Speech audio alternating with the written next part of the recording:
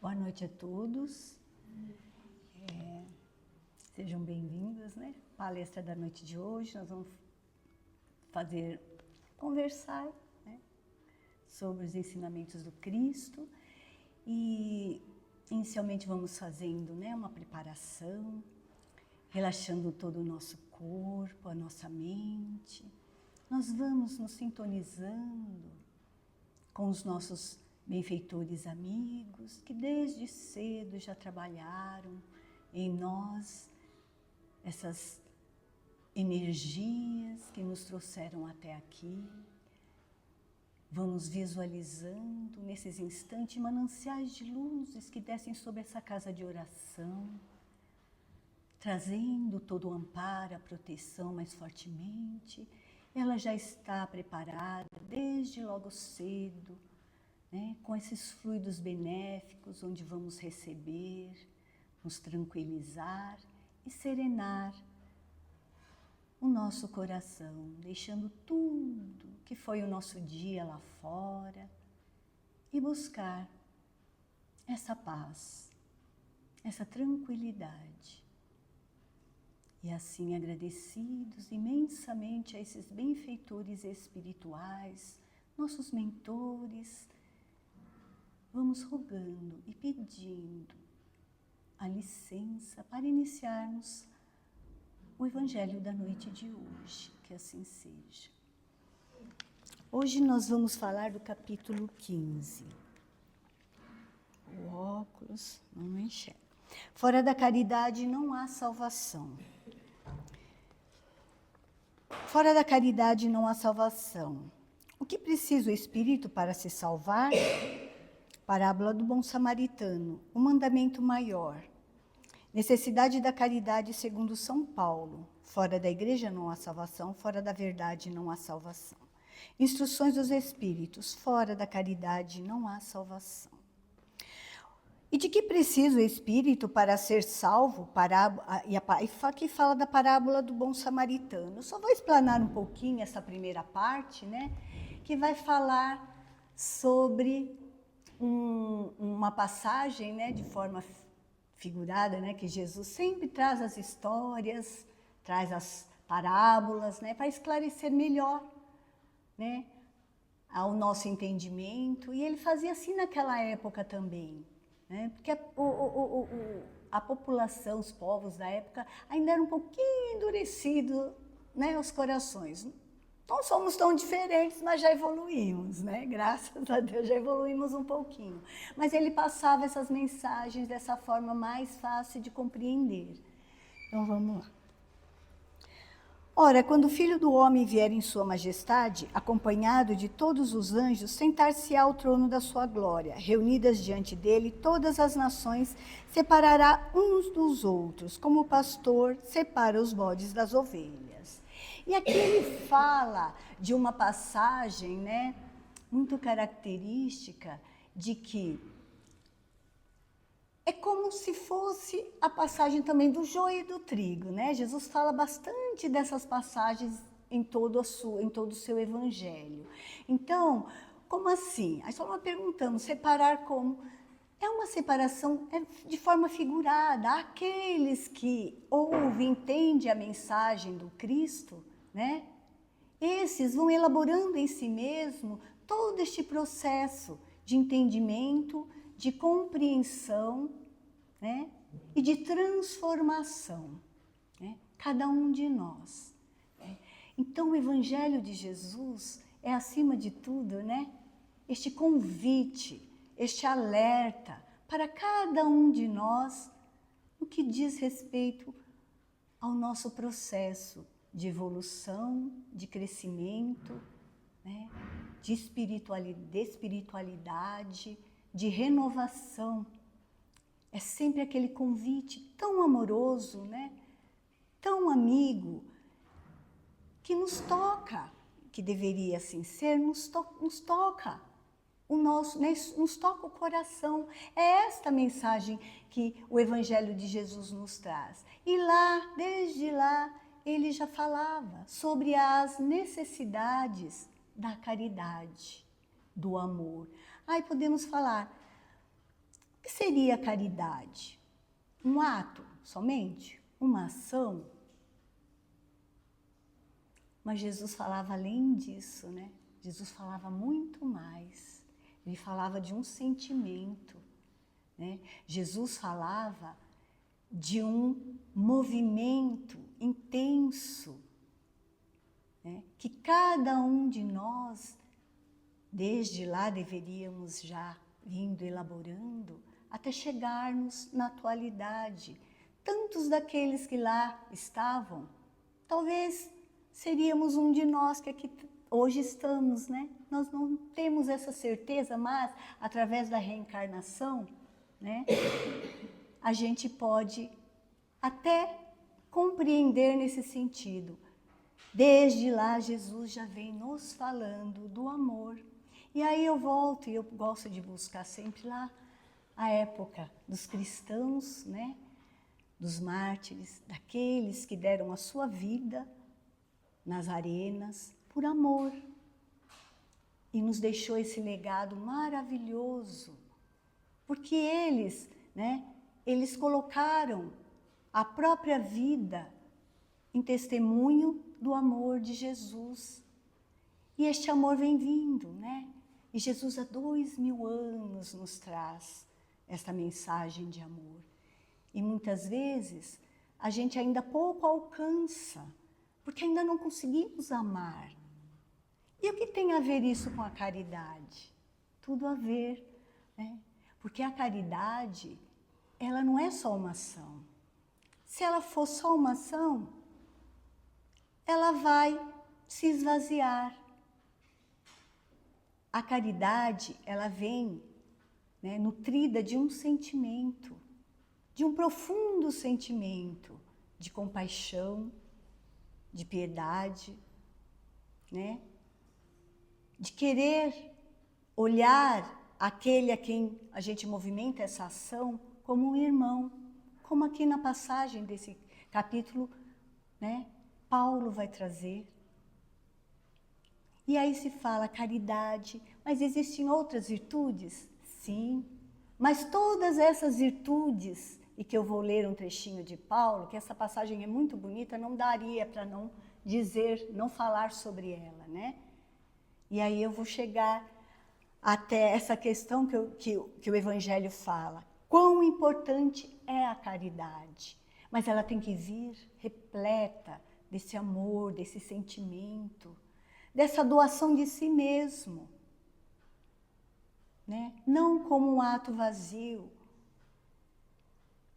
Então, Jesus, e desde lá os cristãos, eles já trouxeram isso para nós, né?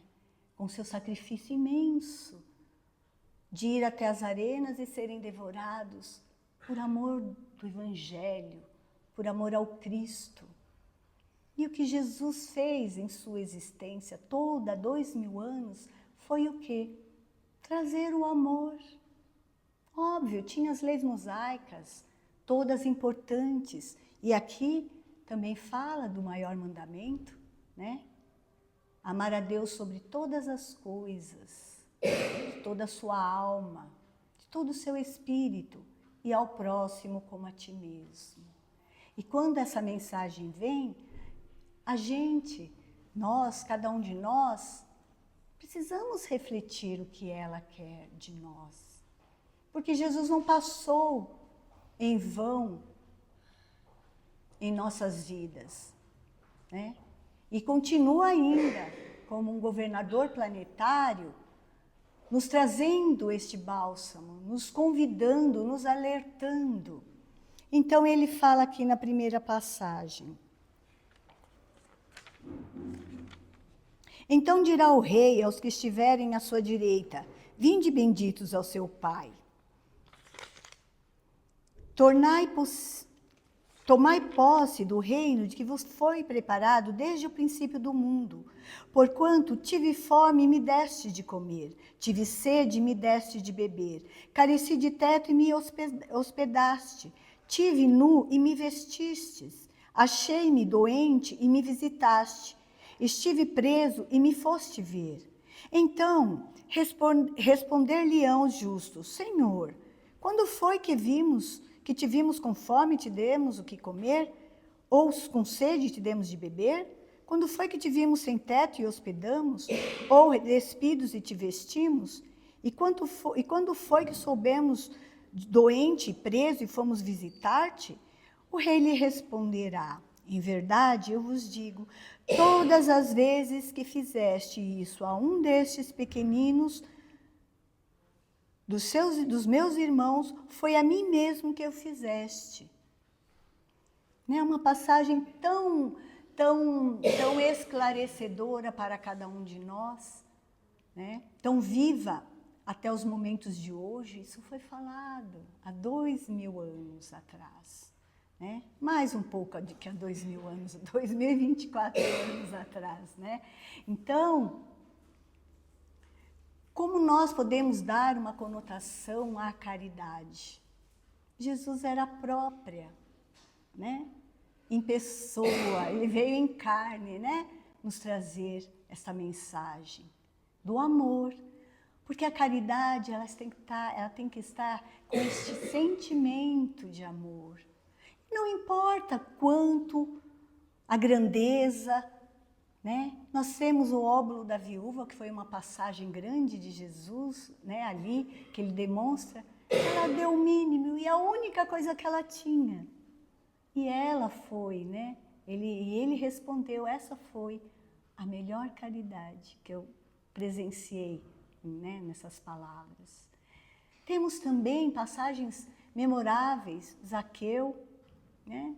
Zaqueu, aquele homem pequeno, republicano, que era tido como homem de má conduta da época, né? Quando viu Jesus, quis vê-lo, presenciar, né? A passagem do Cristo ali. E Jesus falou para ele, logo vou ter com você em sua casa. Ele ficou numa alegria tão grande, né? Nós sabemos que ele estava em cima de uma árvore, que ele queria ver Jesus. Então, de uma figueira, né? E ele desceu, e a alegria dele era tão pura e tão simples, e que tudo que Jesus falou tocou-lhe tão profundamente o coração, que dali em diante ele refez a sua existência, a sua vida.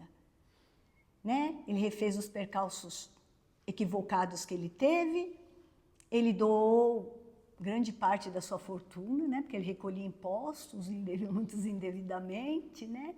E aí ele se renovou, e dali para frente ele começou a fazer a caridade verdadeira e pura, né? Do seu sentimento. E não era só, não, né? A doação. Ele conversava com aqueles com quem ele doava. Ele entregava o testemunho do amor de Jesus. Né?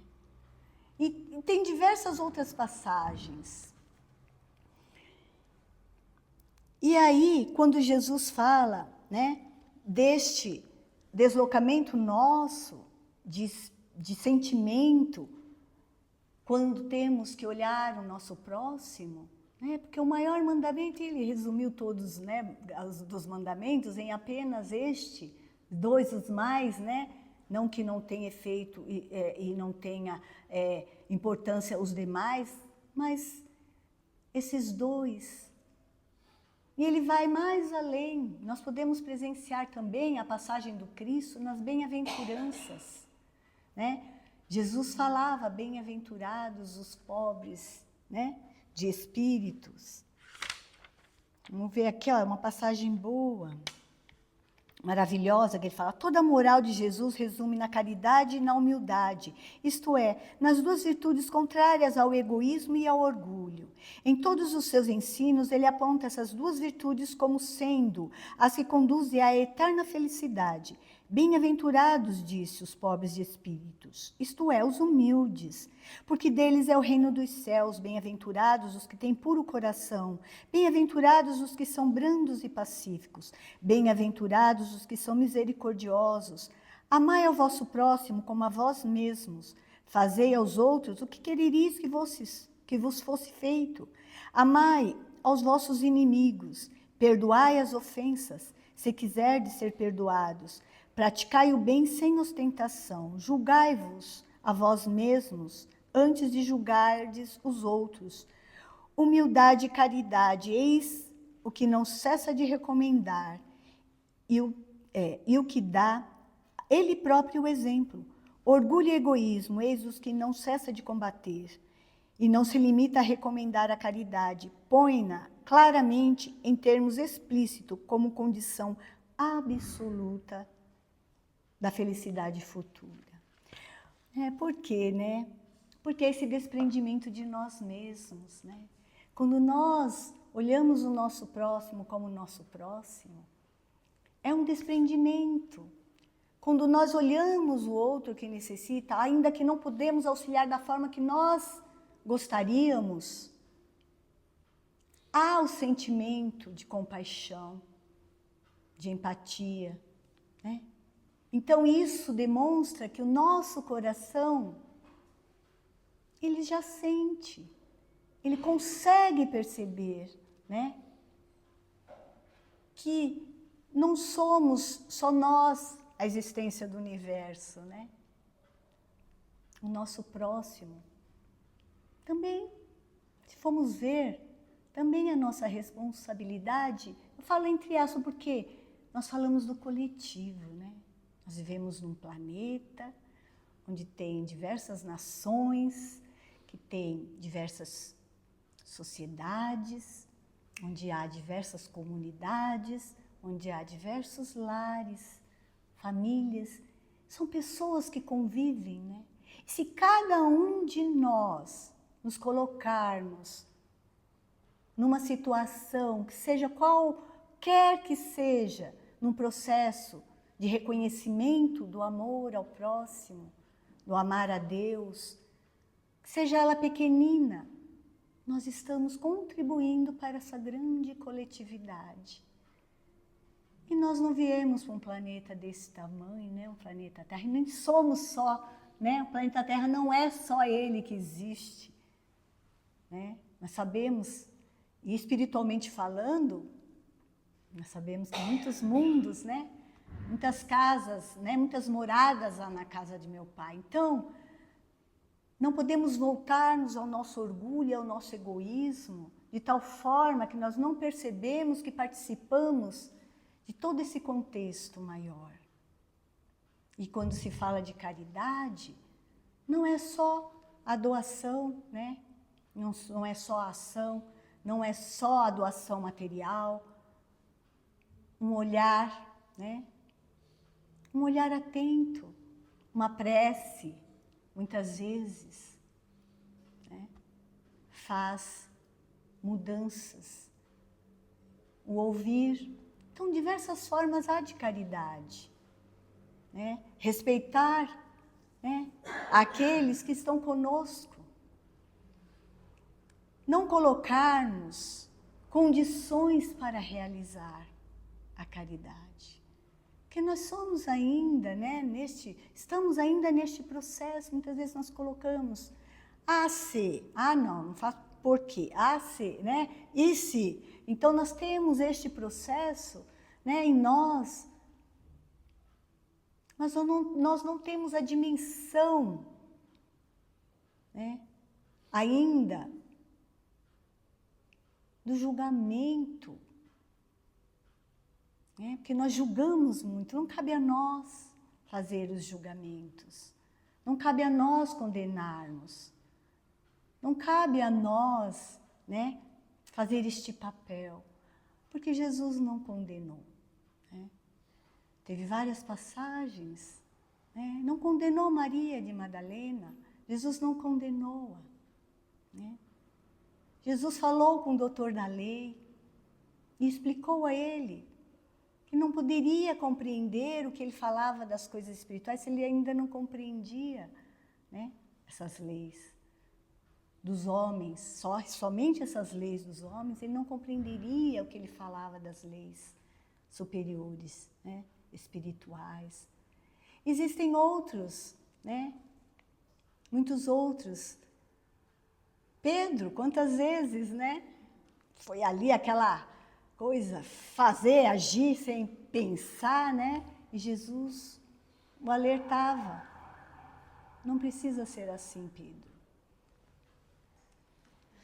Então, a caridade, muitas vezes, todos nós, deixamos de praticá-la, porque ainda o orgulho, né, aquele egoísmo, muitas vezes a vaidade excessiva ainda permeia nossos corações. Talvez não seja assim, vou falar, natural não é porque Jesus quer a nossa transformação, mas é um processo que estamos passando, né? Então, isso vai acontecer muitas vezes, de agirmos de determinadas formas. E se a nossa consciência nos alertar quanto àquela decisão, aquele sentimento ou aquela forma com que agimos, se a consciência falar, é um momento de refletir e há a possibilidade de mudar, de transformar, não é? É isso que Jesus, né? E vem a doutrina, que é essa doutrina de luz maravilhosa, que nos faz compreender além, né, de muitos dogmas, né? Quando fala fora da igreja não há salvação, fora da verdade não há salvação. São dogmas que foram colocados, né, que está no capítulo, e que né, fez uso muito disso. E o Espiritismo vem nos alertar e simplesmente fala: fora da caridade não há salvação. Porque quando você tem este processo, este movimento em seu íntimo, e seguido de sentimento puro, de vontade mesmo de fazer, aí sim a caridade, ela é completa, né? Ela é um movimento. Então, precisamos sentir também, né? Na hora que realizamos. E é tão assim abrangente, né? Mas, como a doutrina Kardec sempre nos fala, né? Nosso lar é o cadinho ali. É ali que podemos começar exercitando, né? E como é difícil, não é? Para nós ainda é muito difícil. Mas temos que dar o primeiro passo. Já falei, né, do mandamento maior. E aí eu gostaria de falar da questão, falar um trechinho aqui da caridade, que fala: caridade e humildade, tal a senda única da salvação, egoísmo e orgulho, tal a da perdição. Né? Este princípio se acha formulado nos seguintes precisos termos: amarás a Deus de toda a tua alma e o teu próximo como a ti mesmo. Né? A gente está aí, em longa data, vindo, né? Falando em reencarnação, em processo de evolução, tentando compreender melhor esses mandamentos, né? Tão vivos ainda para nós, né? Tão difíceis ainda de serem, né, aí trabalhados em nós. Necessidade de caridade, segundo São Paulo. Ainda, quando falasse todas as línguas dos homens e a língua dos próprios anjos, se não tiver caridade, serei como um bronze que soa e um símbolo que retine. Ainda quando tivesse o dom da profecia, que penetrasse todos os mistérios e tivesse a perfeita ciência de todas as coisas, ainda quando tivesse toda a fé possível, até o ponto de transportar montanhas, se não tiver caridade, nada sou. E quando houvesse distribuído os meus bens para alimentar os pobres e houvesse entregado o meu corpo para ser queimado, se não tivesse caridade, tudo isso de nada me serviria. A caridade é paciente, é branda e benfazeja. A caridade não é invejosa, não é temerária, nem precipitada, não se enche de orgulho, não é desdenhosa, não cuida de seus interesses, não se agasta, nem se azeda com coisa alguma, não suspeita mal, não se rejubila com a injustiça, mas se rejubila com a verdade. Tudo suporta, tudo crê, tudo espera, tudo sofre. Agora, dessas 3 virtudes, a fé, a esperança e a caridade permanecem, mas dentre elas, a mais excelente é a caridade. São Paulo, primeira epístola aos Coríntios.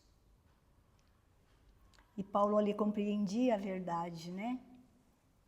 Como é bonita essa passagem, né?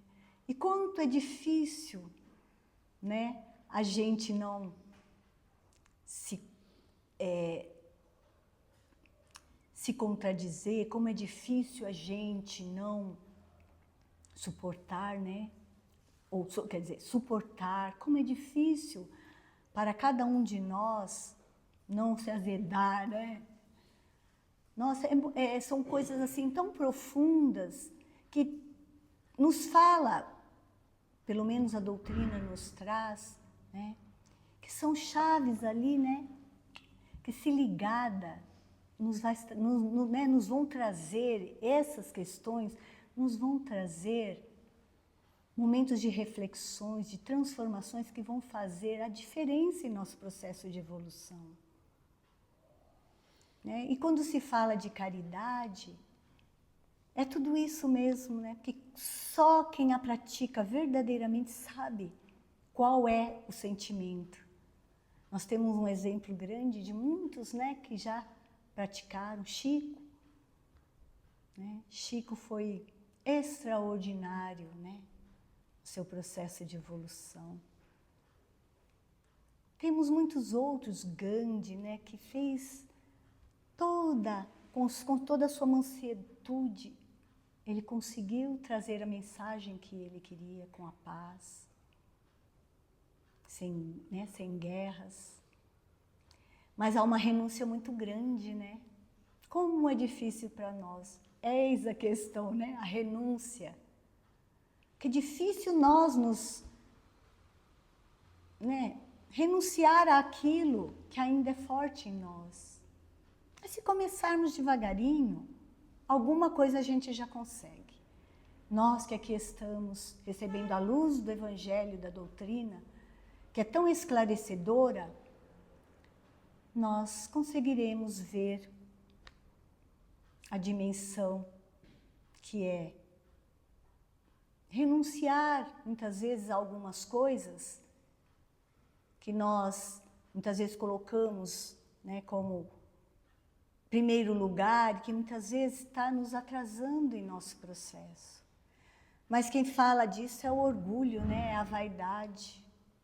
É isso que é difícil para nós. E quando Paulo fala, ele nos traz isso, este processo. Quando nos traz essa mensagem, Paulo nos convida a mexer aí dentro de cada um de nós. Então, quando fala fora da caridade não há salvação, quando Kardec traz, né, essa passagem dessa forma, ele foi muito bem, né, orientado pelos espíritos. Porque não existe assim uma outra forma de dedicarmos de nós mesmos em nosso processo, um pouquinho de nós, senão através da caridade. Mas não como uma ação vazia, mas como uma ação repleta de amor. Foi o que Jesus fez o tempo todo e em todas as suas passagens. Pelo olhar, né? Ele muitas vezes só olhava, e todos já entendiam o que ele queria dizer. A sua energia era tão, né, tão imensa que tocava os corações. Se Jesus falou, todos vocês podem fazer o que eu fiz e muito mais, então precisamos começar de alguma forma, né, neste processo. Porque cada vez vai ficando um pouquinho, né, tarde para nós. Porque cada processo de evolução e de processo reencarnatório é uma oportunidade para cada um de nós fazer esse exercício. Então, convite a todos para realizar este exercício da caridade, mas é mexer lá dentro de cada um de nós. Não é tarefa fácil, não. E a doutrina traz isso. Todas as passagens do Evangelho, tudo que Kardec trouxe de mais puro do cristianismo, porque é o cristianismo redivivo. né, o Espiritismo. E forte, se lermos cada processo e cada passagem aqui no Evangelho segundo o Espiritismo, nós vamos ver que todos eles, todas as passagens da moral do Cristo, é um convite para a evolução, para o crescimento moral e espiritual. E libertador de consciências também, né? Conhecerás a verdade e a verdade vos libertará. Aí tem a passagem do bom samaritano, né? Que Jesus fala, aquela passagem, né? Que sempre a gente cita aqui. Um homem foi jogado, né, vilipendiado lá, deixado na estrada, passou o sacerdote, um levita, passaram adiante. Quando passou o samaritano, né, samaritano eles tinham umas divergências religiosas, vamos dizer que eles eram, como hoje, protestantes, né, então, mas compactuava, né, e aceitava as mesmas filosofia, né, da mensagem do Cristo. Eles tinham algumas divergências em algumas questões, mas eles eram meio que um pouco afastados, né?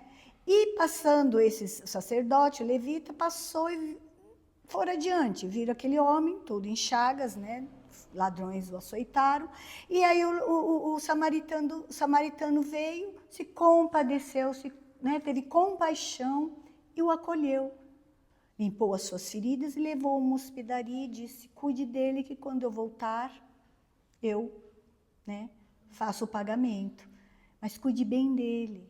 E aí, quando Jesus fala dessa passagem, ele pergunta, qual é? Né, porque foi uma pergunta que foi feita a Jesus. Mas quem é meu próximo? Aí, né, Jesus fala dessa parábola. E aí ele pergunta, qual desses foi o próximo daquele que estava necessitado? Samaritano, né? E não era assim, né, aquele que era visto como um cristão, né, assim, fervoroso. Então, não importa qual seja a nossa, né, a crença, falo em todos, se faz a caridade, né, se traz o amor. Então, esse se comporta como um verdadeiro cristão. Né? Não importa qual a filosofia que ele abraça, mas se ele se dedica amorosamente com a caridade, ele é um, né, cristão. E aqui Kardec fala, o verdadeiro cristão e o verdadeiro espírita são as mesmas coisas. Olha que responsabilidade, né? Kardec nos traz. Então, caminhemos aí, né? Para sermos bons cristãos, verdadeiros espíritas, verdadeiros cristãos. Pessoal, então a mensagem é essa, já-se o tempo. Eu só queria passar para vocês uma leitura do livro Fonte Viva, rapidinho, que eu trouxe para vocês, e que eu acho Maria, né? Maria foi uma das maiores, eu acho assim, né? Foi a que mais se dedicou na caridade, porque ela pegou esse legado do Cristo. Muito não se fala, né, de Maria, mas ela abraçou toda essa questão do Evangelho de Jesus. Ela socorreu, ela acolheu, né? Ela fez diversas formas e ela continuou o exemplo do Cristo. Então, essa passagem, a boa parte. Maria escolheu a boa parte, que não lhe será tirada. Jesus, Lucas capítulo 10, versículo 42. Não te esqueças da boa parte que reside em todas as criaturas e em todas as coisas. O fogo destrói, mas transporta consigo o elemento purificador. A pedra é contundente, mas consolida a segurança. A ventania açoita, impiedosa, todavia, ajuda a renovação. A enxurrada é imundície, entretanto, costuma carrear o adubo indispensável à sementeira vitoriosa. Assim também há criaturas que, revelando-se negativas em determinados setores da luta humana, são extremamente valiosas em outros. A apreciação unilateral é sempre ruinosa. A imperfeição completa, tanto quanto a perfeição integral, não existe no plano em que evolutimos. O criminoso acusado por toda a gente, amanhã pode ser o enfermeiro que te estende o copo d'água. O companheiro do qual descobres agora uma faixa de trevas pode ser depois o irmão sublimado que te convida ao bom exemplo. A tempestade da hora em que vivemos é muitas vezes a fonte do bem-estar das horas que vamos viver.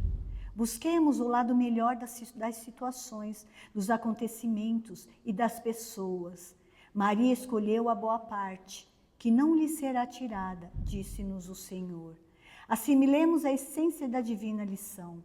Quem procura a boa parte e nela se detém, recolhe no campo da vida o tesouro espiritual, que jamais lhe será roubado. Aí uma reflexão, eu pus, esse é o olhar de Deus para conosco, seus filhos, a boa parte, pois a temos, e isso está em nós, é o DNA de Deus. Ele acredita e confia em nós, por isso trabalha com o tempo.